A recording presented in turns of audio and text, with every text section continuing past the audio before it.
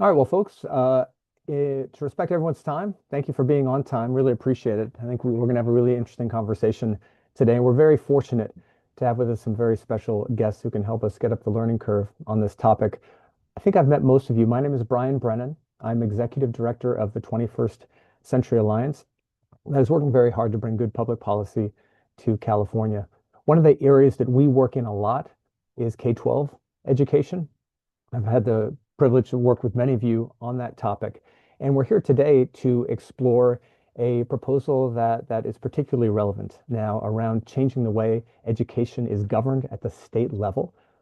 We are going to hear from a couple of experts on that, from Jeannie Myung from PACE, who is the lead author on a recent report on this topic that goes into a ton of detail on the history of the way our education system is structured here in California and various proposals to reform it over time and what has happened with those. We'll also be joined by Vince Stewart from Children Now. As you may know, Children Now is one of the preeminent children's advocacy organizations in the state. And Vince knows this policy and the politics around it as well as anyone. So we're really fortunate to have this tag team with us today. We're going to give 10 minutes or so to each of them, and then we're going to open up for conversation and questions. I would encourage you, if you have a question real time, feel free to raise your hand either via button or actually the old-fashioned way to ask a question. We're a small enough group. I think we can have a conversation of that sort. So with that, I would like to pass the floor to Jeannie to get us started. I think she has some slides that she is going to share with us as well. So Jeannie, thank you again for being here. The floor is yours. Thank you, Brian, and thank you for inviting me to talk about my favorite topic, education governance. So PACE is a education research center that connects research, policy, and practice to improve education in California. We're headquartered at Stanford, but we're part of a consortium with UC Berkeley, UC Davis, UCLA, and USC. So as Brian mentioned, in December, we released a report that traces the history of California's education governance system, maps how it works today, and assesses its effectiveness, and makes some recommendations for improvements. And through a partnership with Vince and leadership at Children Now, the report reached the governor and helped inform his budget proposal and trailer bill on governance reform. And I'll share key ideas from the report to set up Vince, who will walk through the proposal and next steps. So when we say governance, we mean the mechanisms that make up the system for how decisions get made, responsibilities are assigned, and accountability is maintained in public education.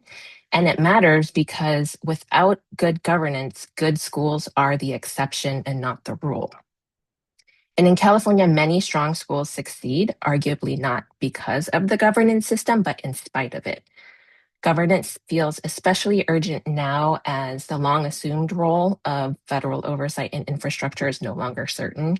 And we need to ensure that our house is in order in California. And California faces persistent challenges, opportunity gaps, chronic absenteeism, concerns about readiness for the future. But it's critical to diagnose problems at the right level. So it was Albert Einstein who said that if he was given an hour to solve a problem, he'd spend 55 minutes thinking about the problem and 5 minutes thinking about the solution. And our report offers a 3-level framework for thinking about problems in California's education space. So the first are problems of practice. So these are actionable classroom issues that educators can address, such as kindergarten students are not receiving consistent, explicit phonics instruction with sufficient opportunities for guided practice and feedback. So a teacher could conceivably make adjustments to her practice to make improvements here. But there are also problems of policy. So these are gaps or incoherence in rules, incentives, and support. And these are levers that policymakers can push. And then for example, California passed a universal transitional kindergarten policy to provide free public education for 4-year-olds, but failed to provide clear, timely statewide guidance for how schools should do that. And that really kind of rolled out as a problem that could be pointed to as a problem of policy. But then overarching all of these are problems of governance that are a little bit less visible, but these are what we consider like the fragmentation of authority and unclear rules that undermine coherent policy and consistent policies and consistent practices downstream. And PACE organizationally has historically focused on policy, but across our work, we kept seeing these issues of governance problems woven throughout nearly every initiative that's passed in California, which caused us to step back and take a look at what these problems of governance are in California. So we could take a deeper dive into one particular problem, which is the rollout of UTK, as I mentioned. It has been uneven and inequitable. And so we could do kind of like a 5 whys analysis. I don't know if some of you are familiar with that, but why was it so uneven and inequitable in spite of it being really kind of heralded as a really wonderful research-based policy for school readiness? Well, because many districts and schools lacked a clear understanding of and sufficient capacity to deliver effective instruction for 4-year-olds. Why is that? Because the state's guidance, timelines, and expectations for UTK have been inconsistent, unclear, or late, leaving districts to interpret requirements and build programs on their own. Why was that? Because responsibility for UTK is split across multiple agencies and initiatives, each acting on different timelines and priorities. Why is that? Because California's governance structure distributes authority for early learning across multiple disconnected entities. Why is that? Because there is no statewide entity requiring cross-agency coordination to ensure that the rollout was sequenced, resourced, and monitored equitably. So what we had with the rollout was UTK that really affects 4-year-olds and their families, and the quality of preparation that they have for schooling was really uneven and equitable. And the root cause of that was governance. And you could do the same analysis for largely any, like I mentioned, policy that's passed in California. And we did. We did the same for the EL roadmap, which is a framework that California should be very proud of for how we should educate our multilingual learners, passed about 10 years ago. And it doesn't reach the classroom. Why is that? It's the same thing. It relates to fragmentation, the lack of investment in implementation, and the lack of responsibility for its implementation. The same could go for expanded learning opportunity programs. This was an $18 billion investment, and we still don't know which students are achieving or are accessing it, and leaders still don't know how the monies can be used. And so these problems of governance are a chronic problem facing California schools that we sought to study in our report. And we don't necessarily talk about it this way, but education is a public service delivered through bureaucracy. And in that regard, a system isn't innovative if it's disruptive, but it's innovative when it's effective and can translate policy into consistent practice, learn from evidence, adapt to variation, and improve without relying on, historic heroic leaders or one-time funding. And California doesn't lack great leaders, great ideas, or positive intentions. It really lacks follow through for implementation at scale. So, and we're not just talking like last mile implementation, but really we lack the highway system necessary to take ideas and move them into 10,000 schools. So instead, when we pass a good policy, once the policy is signed and that press conference is held, to policymakers, sadly, that's where their job is done. But, we know that that's actually where the hard work should begin. And that's why governance reform matters. So clarifying who owns the results, who's aligning incentives for execution. And this is hard in California. And before exploring governance issues deeply myself, I thought that the challenges in implementation were because of its size and diversity. But the more I looked under the hood, it's really baked into kind of the organization of how California's governance works. So if you guys could join me in a time machine back to like freshman year of college, like economics 101 or political science 101, back to principal agent theory. It's this idea that there are individuals, the principals, who want something done that they can't or choose not to do themselves. So they engage agents to pursue their goals on their behalf. So the problem is that agents' own goals or information don't always align perfectly with the principals, right? But in our case, we, the California voters, are the principals, and we want broadly better schools, a stronger workforce, more social mobility, a stronger foundation for democracy, all those good things. But voters can't directly run a system that is as large as ours. So the classic solution is to identify an agent, someone with clear authority to set direction, oversee execution, and be accountable for results. California's problem is that it's unclear who the agent actually is. Authority is fragmented, and in complex organizations, the principal agent problem just moves down the chain.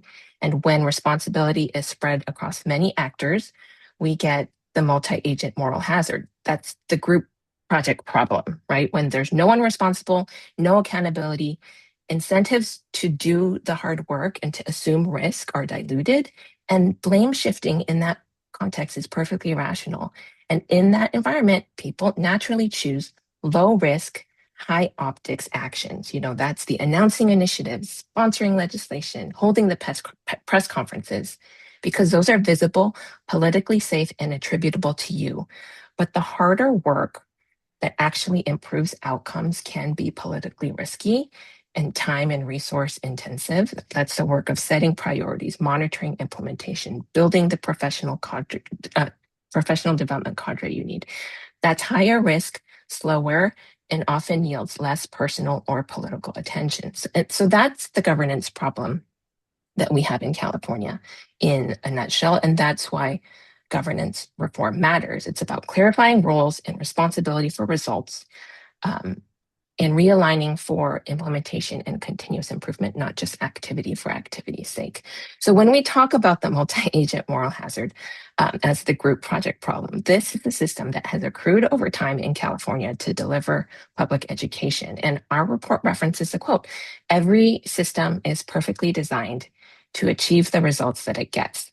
And at first glance, this doesn't pass the eye test for a coherent system. But we wanted to get a clearer understanding of how California governance system was functioning, so that we might come up with some recommendations for improvement. And so we identified a framework for understanding that. But I did want to point out this quote that shows that we are not the first to study California's governance system. And this one could be said today.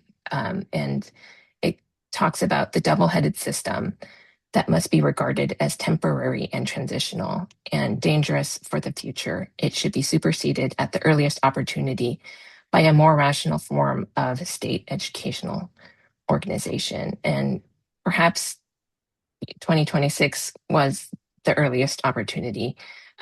But this has been a challenge that has been raised by researchers long before we ever started. And our effort to understand California's education governance was to identify this framework and to assess the ways in which California was doing against this kind of deconstructed approach to thinking about education governance. And we weren't doing well. So I would really encourage you guys to read the report. We have some really insightful quotes that address the extent to which California's education governance is effective. And on average, we're doing kind of poor to fair in each of these dimensions. And in terms of key findings, I know we don't have a lot of time. We found these structural issues impeding effective governance, largely around incentives, capacity, and funding. And I could do a deep dive into each of these, but in the interest of time, I wanted to talk mostly about incentives with you. And there are different types of incentives. We're all familiar with financial incentives, but there are also electoral incentives, wanting to be elected or reelected or to deliver on the campaign promises you made on the trail. There's also bureaucratic incentives, like wanting to execute your duties in a defensible and effective manner. But what we have now, this is kind of like a zoomed in part of that bigger map that I showed you. So the intended chain is pretty straightforward, right? The governor and legislature set priorities. The state board translates them into standards, frameworks, and regulations, and then the CDE administers and implements those policies, and then they're carried out in 10,000 schools. But the chain in California really snaps at implementation because the CDE is led by the superintendent of public instruction who is independently elected. And what this means is that the incentives aren't aligned. So the governor is accountable for statewide results, and the SPI feels accountable to voters, and as an elected official can benefit from differentiating himself from the governor, especially if he's aiming for higher office. Like in our case, our SPI is currently running for governor. So the governor's strategy and goals for California K-12 education depends on the effectiveness of the SPI, but the governor has no command and control over the SPI and can't directly manage the SPI. So what you end up is what we're ending up with in California is two elected officials steering the same system, policy in one lane and implementation independent in a totally other lane. It's like in a company having two CEOs and nobody really knows who's in charge, and they both think that they're in charge. And so we get predictable outcomes, right? We have strong plans, very ambitious goals, but uneven, slow, and politicized execution because accountability is split. And so what we propose is, clarifying roles and responsibilities. I'll mention many times, as we are not the first to notice this conflict. I think there have been, 6 attempts at abolishing the superintendent, but as a statewide elected official, but those haven't passed because people don't want to give up their democratic rights. But then what we recommended was not to abolish the position, but to really kind of reconceive how we think about that elected official's role. So our recommendations, and I'll turn it over to Vince just right after this, is really consistent with the governor's proposal, which is to move roles and responsibilities under the governor so that we at last can kind of identify who is accountable and responsible for implementation of K-12 policy. And then to think about the SPI's role as being more one appropriate for a statewide official, one kind of who can be a check and balance to the governor's authority by being responsible for system accountability. You could think about that as system coherence, or a more streamlined governance system. And I guess with that, I'll turn it over to Vince, and looking forward to the conversation. Great.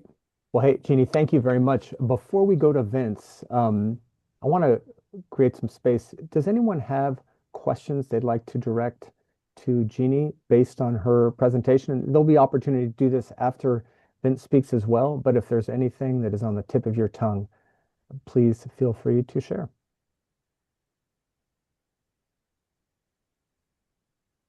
Okay, Molly, I see your hand. Go ahead, please. One question I have, and this might be better for the end, but it's just where are you seeing the alignment or misalignment between like the PACE proposal and what we're seeing in the budget trailer bill and from the governor? Molly, I'd like to, Jeannie, and I don't mean to cut you off, but Vince is going to be talking about the specific proposal and then how the relationship between the report and that. And so I think that might be a good question for afterward, if that's okay. Perfect. Great, great. Anyone have questions about the sort of the content of the proposal that Jeannie shared, or pardon me, presentation? All right. Well, with that, then, Vince, we will go to you. And the floor is yours.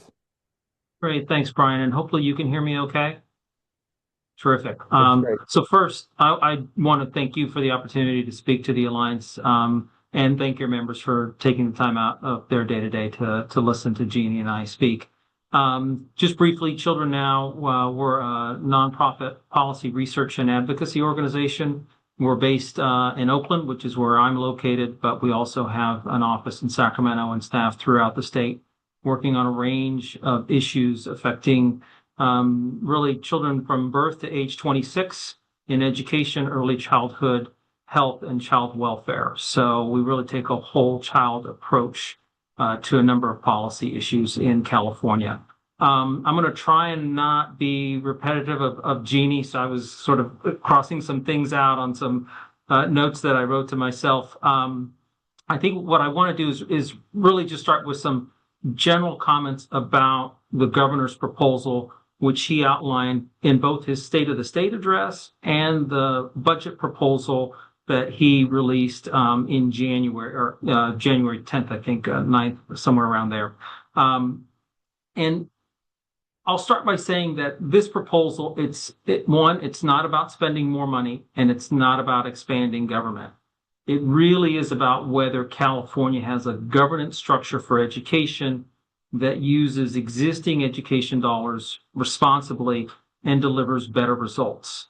As I'm sure most of you are aware, education expenditures in the state budget, it's the single largest expenditure that California makes. It is tens of billions, in excess of $100 billion annually. And I think with that level of investment, clear accountability at the top matters.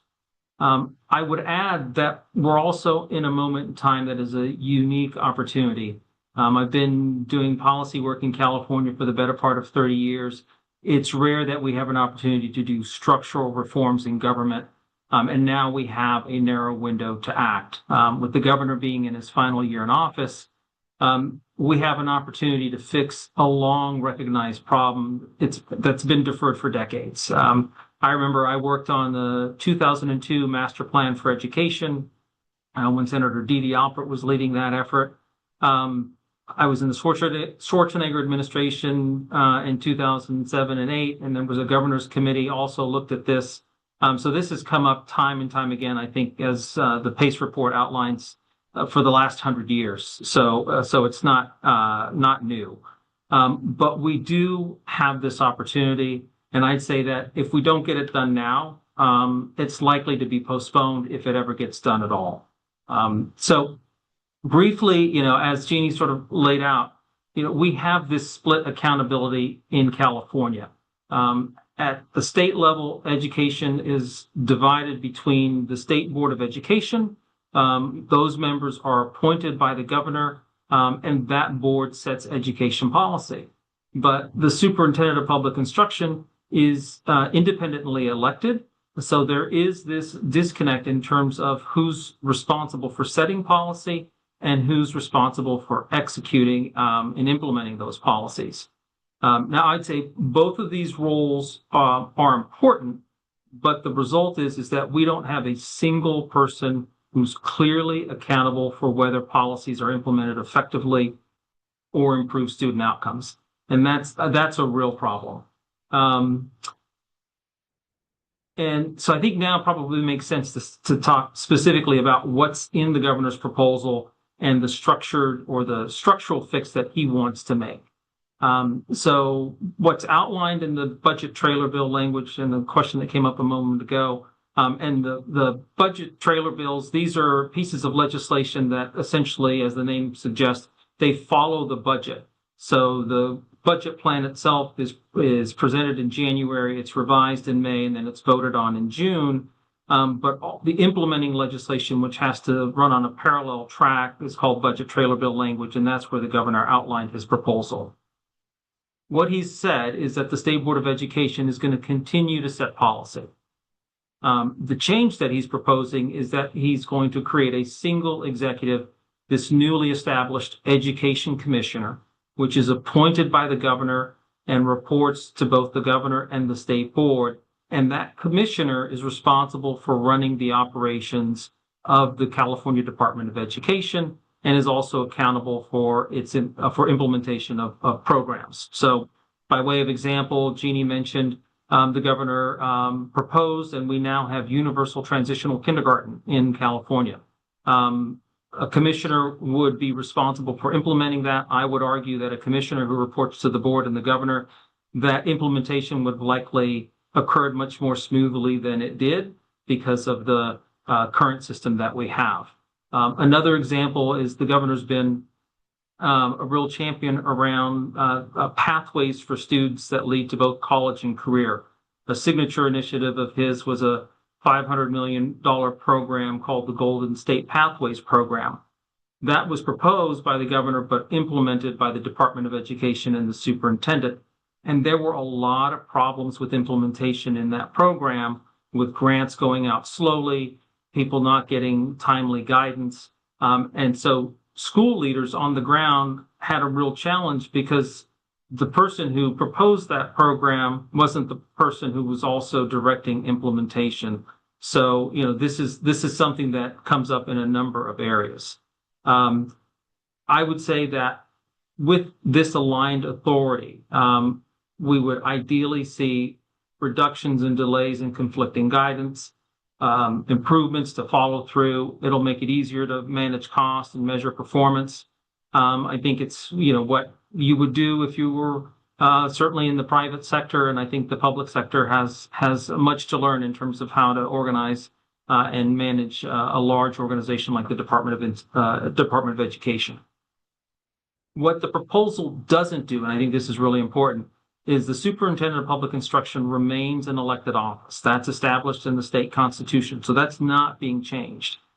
But the governor's proposal does clarify that the superintendent will now be focused on statewide coordination across the education segments. So really trying to bring more coherence to early learning, TK to 12, and higher education, but is not responsible for the day-to-day operations of the department. And we haven't had, I think the last time we had a career educator as a superintendent was when Wilson Riles was the superintendent, and that was the late 70s, early 80s. So you really got to stretch pretty far back. And then I'll start to wrap up by also saying sort of what this proposal doesn't do. It doesn't increase spending. It doesn't expand the bureaucracy. It doesn't reduce local control. It doesn't change curriculum, standards, or classroom decisions. And in fact, there's language in the proposal to limit cost, to prevent any staffing increases. It really relies on existing personnel. So this is about better execution of the system that we already fund. And I think with that, I would probably wrap up and I guess turn it over to Brian if we want to have questions and discussion. Great, Vince, wonderful, thank you. So we will open the floor here for sure. So I hope you are thinking about questions you'd like to ask. I'd like to take moderator's prerogative and ask a first question, Vince. Can you talk a little bit about the politics of this change? What groups have already lined up behind the idea?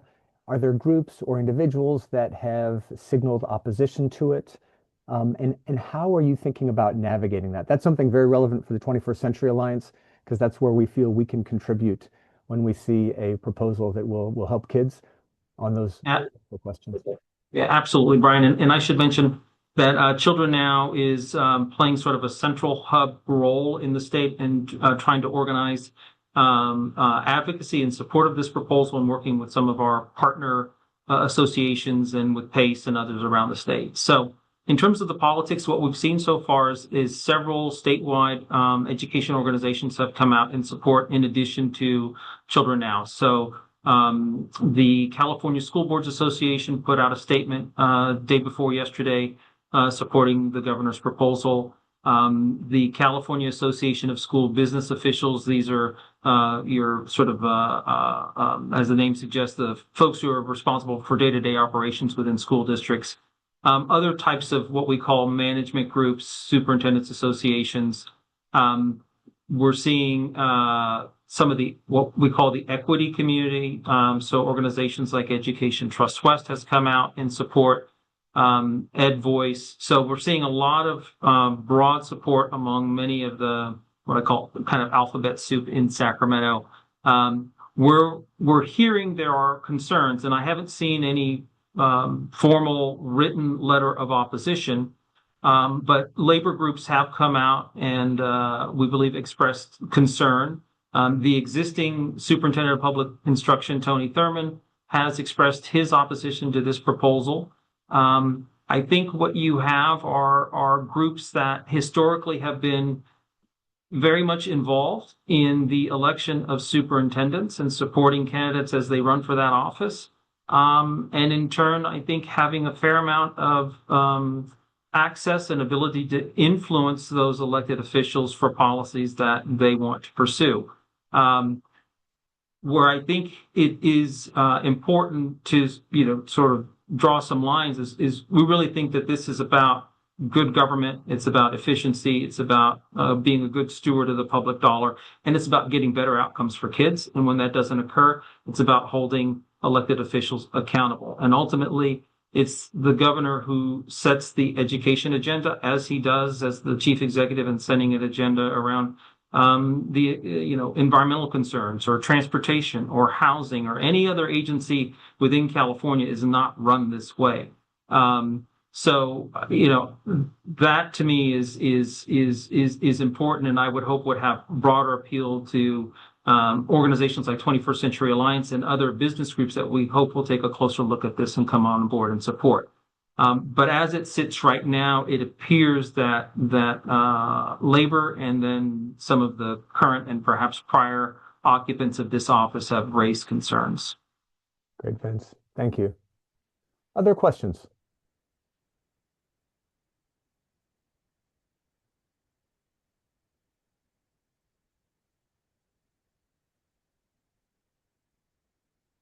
Well, while folks are gathering thoughts, Vince, I wanted to ask, if this measure passes, what does a transition look like from the status quo? And then, Paul, we'll go to you in just a moment. What does a transition look like from the status quo to the new regime? Over what time period would that happen?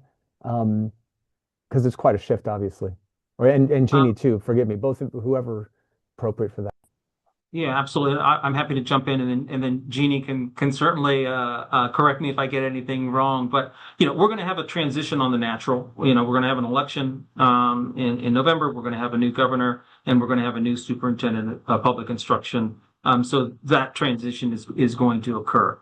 I will say that what's been proposed by the governor is very targeted. It is really just changing the leadership at the top. It's not changing the mission or charge of the department. So all of the things that the department is required to do, it will continue to do, both in terms of what the state legislature and the governor have charged it or tasked it to do, as well as what it's required to do under the federal government. So that doesn't change.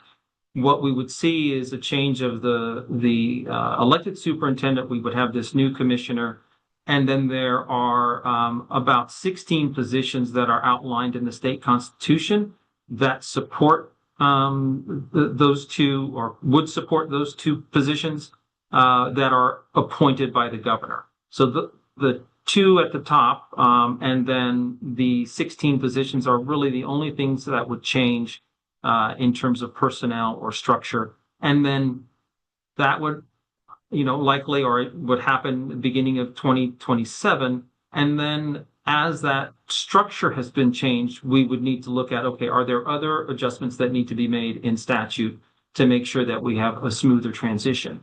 And I'll just add that, in current law, we've had this workaround that's been implemented at least in the last several years, where the legislature has already tasked the executive director of the State Board of Education, who reports to the board and reports to the governor, to sign off on a number of things. So, the state has already taken sort of an initial step in trying to bring more coherence and alignment to educational statewide leadership. This is just what's needed to do it, I think, more cleanly and to really set it in statute for the long term. Vince, thank you. Jeannie, do you want to weigh in on that at all? No, I think that's a good layout of the process. Thanks, Vince. Okay, great. Maybe we can go to the works, and then we'll go to Todd Collins. Great, thank you. So great presentations. Not an expert in this area at all, and it certainly makes a great deal of sense to unite implementation and policy at the very top. But I guess I'm curious if the chart, Jeannie, that you showed earlier, the sort of spaghetti soup of folks down beneath there, if there's enough power of obstruction there that the change at the top might not actually accomplish anything. How would you kind of address that concern? Either of you. Yeah, I would argue that spaghetti soup, I like that explanation, Paul, was designed by paths of least resistance. It doesn't make sense. Everyone understands it's incoherent, but it was really because nobody was in charge. We just created these workarounds, and there's this term that we use in the report, like kludocracy. They were just kind of patches on patches on patches because there is no one in charge and they pursued the path of least resistance. So this isn't going to solve the problem, and it's not sufficient, but it's the first step that's necessary to move towards a more coherent system. And once we have someone who's accountable, we have somebody who's willing to take on really that politically risky work of tearing down and uniting and becoming more coherent. Vince, anything you want to add on that? No, I think Jeannie covered it well. Thank you. Okay, great. We'll go to Todd Collins. And for those of you who don't know, Todd founded the California Reading Coalition and is very deep on this stuff. Todd, go ahead. Thank you. And I did see there was a question in the chat from Grace Ma as well, Brian. Yeah, building on what Paul just said, I mean, I think the general view is the CDEs. I mean, Vince, you emphasized that there wouldn't be any additional spending and this would be the same amount of resources. I think many people from the involved with this think the CDE is wildly underpowered. It's understaffed. It doesn't have the capacity to actually manage implementation at a statewide scale. Unfortunately, we're also burdened with a state with almost 1,000 local school districts, each of which has an independent school board and a locally hired superintendent who's answerable only to that school board. And so, you know, we've kind of, it's not, the spaghetti chart was pretty bad, but I think the reality on the ground in some ways is even worse in that, you know, I've been on a local school board. We don't really care what the superintendent of public instruction says or does, or what the state board of education says or does. We, you know, we control the purse. We hire and fire the CEO. So I like what you said, Jeannie, that this has to be a first step, but I'm wondering, is there a coalition behind, is there anything building or people thinking about how to, you know, this is a great first step. I agree it's necessary. I like starting at the top. But is anybody thinking about what is the path from here so we can start building on that path and not be having the same conversation 20 years from now? Maybe I can jump in and then Jeannie. Todd, thanks for the question. And I think you're absolutely right. The department has been under-resourced.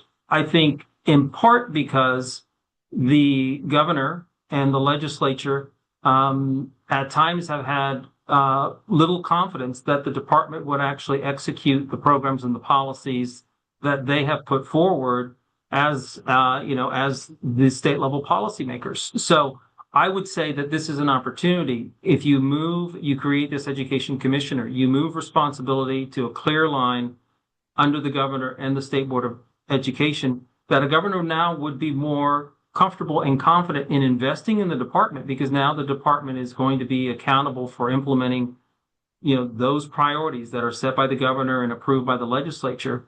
That we would have that investment, and we would see a more professionalized. Not that the existing staff, they're not professionals, but we would just increase that, and we would have a commissioner who also is an education leader.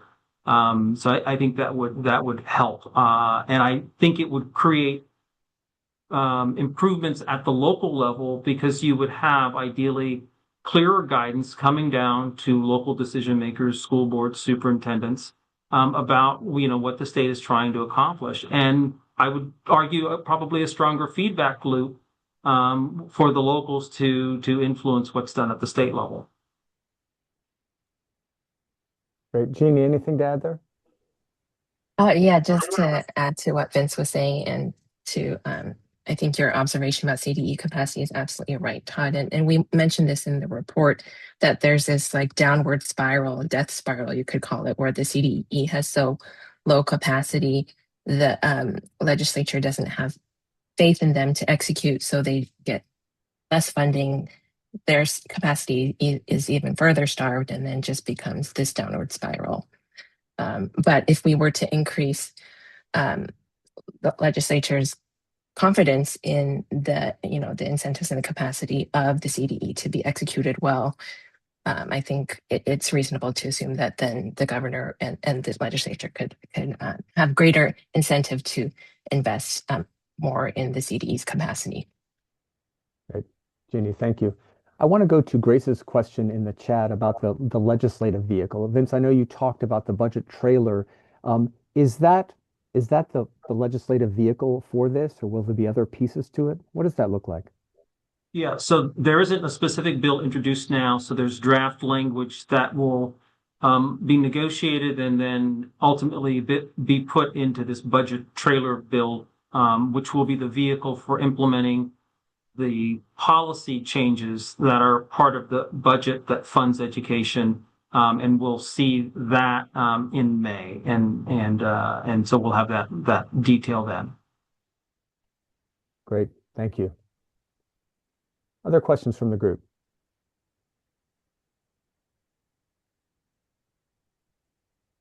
Well, then I'd like to address, Vince, a question to you. As an advocacy organization that is leading this effort, where do you need help? In a couple of areas, if not more. One, we're going to be mounting a statewide campaign. We have an arm of Children Now called the Children's Movement. So we're going to be circulating a petition. The movement currently has about 6,200 organizations that are a part of it across the state, and we're going to be asking them to sign on to a petition supporting governance reform. So we would need help there to the degree that folks can sign on to that when it goes live, and that should be around February 17th. I think to the extent that you, as an individual or representing an organization, can look at the proposed language, and if you're able to come out in support of it, I think that would help. We really want to see a broad coalition of folks, not only within the education community, but beyond, supporting this effort. And I think that would certainly be helpful. And then I would just stress that, what we're seeing now is a starting point for a conversation that's going to play out over the next 3 or 4 months. So my strong sense is there's a willingness to hear if folks have suggestions for ways to make some improvements. To definitely share those. You can certainly send them my way. I'm happy to pass them on to folks in the administration who are working on this. But I think this is a beginning and certainly not an end to this process. Great, Vince. And we'll certainly, as we continue to consider this as the 21st Century Alliance, we'll be looking at our partners in the moderate business community and the good governance community who might be willing to come in and get involved on this. So certainly appreciate that. Todd raised an interesting issue about the next governor, and it made me think about sort of where California stands in this governance structure issue relative to other states. Jeannie, I think I saw reference to that somewhere in the report. Can you speak a little bit to, is California currently an outlier? What are best practices as you would characterize them based on the experiences of other states? California is certainly an outlier in this regard, with having our state education agency led by an elected official and who is independent of the governor. I think we're in the company of it's kind of a moving target because a lot of other states are starting to shift in this direction, but around 10 states who do it this way. The plurality of states have like an appointed commissioner who has, a demonstrated track record of expertise and experience having led a large education agency, which makes good sense, and is in close collaboration with either the state board or the governor. Great, Jeannie, thank you. And our friend Gregory McGinnity from California Charter Schools Association has raised his hand. Gregory, please jump in. Yeah, thanks. So just to pick up on that point, and I'm sort of speaking in my own capacity on this versus in the charter schools, but when I worked for the Broad Foundation, we worked with a couple of governors and mayors around this question of governance. And I would say, to the first question, I might view it slightly different than the way Jeannie views it. We're not really 100% outlier. Like if you look at the governance instructions, there's about 29 where you can say like the governor actually has authority, either appoint somebody, or has the control where they can actually execute. There's about 21 states where the governor doesn't have control. We worked with Hawaii, which changed their governance structure about 20 years ago. We worked with then Governor Richardson, who's since passed away. We worked with Governor Bloomberg. And I think New York City is a great example of like, if you change the governance and you go from a mess, you go from spaghetti to like, there's one person in charge. I don't think there's a better way. And so, Vince, I think as you're thinking about like the advocacy campaign, you have a Democratic governor in New Mexico, Mayor Bloomberg. I think there's others who have gone through this. Unfortunately, as I said, Governor Richardson passed away, but I think some of the folks that were involved in those fights, like, will have a lot to say about what a mess they had, which is similar to where we are, where it's dysfunctional, it doesn't function right, you can't get decisions made, it's not good for kids, and where they changed the system where there was much more gubernatorial control and the ability to influence sort of where those policies went, in talking to folks. So happy to tell you a little bit about my experience at some point if that's helpful, but just wanted to throw that in as a backdrop. Great. Thanks, I Gregory. agree. Thank you. Jeannie, Vince, any comment on that? Well, I would say, first, thank you. Appreciate the offer of assistance and suggestion to look at the experience in other states, and we'll definitely do that. And I agree with your comments. Great. Thank you.